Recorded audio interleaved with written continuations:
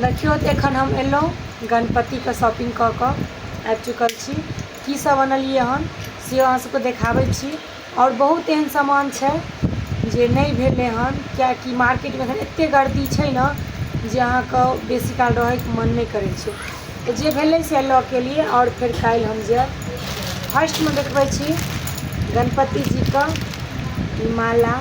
देखियो भऽ गेल ई गणपति जी का कपड़ा। हमर छोट गणपति छथिन ताहिके लिए हम छोटे लेलिए ना। ई उनका एना कऽ के रहतै, एतऽ ई दाम के लागल छै, यहाँ के पहिराबैके लिए पूजा करना। इनकर कपड़ा केहन लागैया देख कहब। और भऽ गेल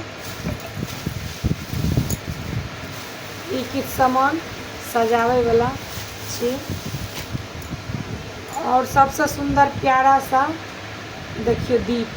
एहिमे अखंड दीप जड़ै छै, मिझाइके नहीं चाही, ताहि लऽ कऽ हम बड़का लेलहुँ। कतेक नम्बरके 5 नम्बरके छै ई।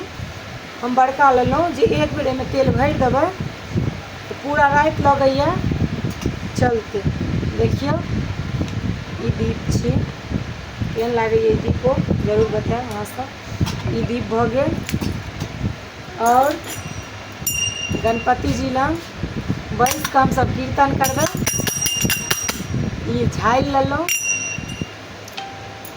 और गणपति जी के जे भोग लगेबै, मोदक बनेबै। ई देखियो मोदक का ई साँचा छै।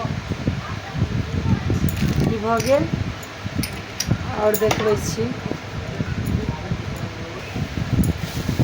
और इहो भऽ गेल सजबैये वाला सब, इहो सब छी। और सजाबै के लाइट सब एखन बाकी है, से सब नहीं लेलहुँ हन। एखन बहुत लाइट टाइट बाकी है। और देखबै छी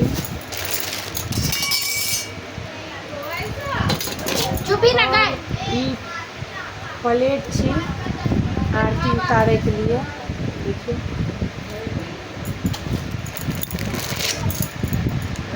ई थारी लेलिए गणपति भगवान का खीर दै के लिए, भोग लगाबै के लिए।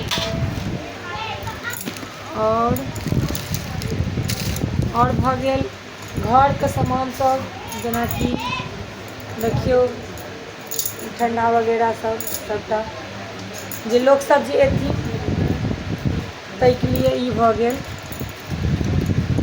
और ई भऽ गेल पाटला, जकरा कहै छै अपना सब पीढ़ी कहै छियै। अपना मिथिला में पीढ़ी कहल जाइ छै, तब पाटला कहै छै। ई पाटला भऽ गेल। एहिमे ये अहाँके पूजा के सामान। एहिमे सब हवन के सामान जते होइ छै टोटल, लकड़ी सब, आम के लकड़ी।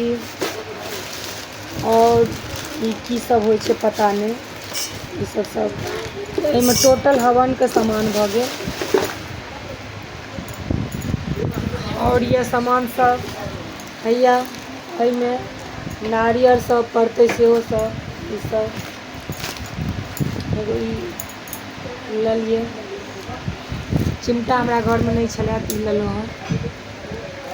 इएह सब सामान सब अनलहुँ एखन, और बहुत बाकी है। केहन लागल गणपति के सामान जरूर अहाँ सब कमेंट में बताएब। चलू गणपति बप्पा मोरिया।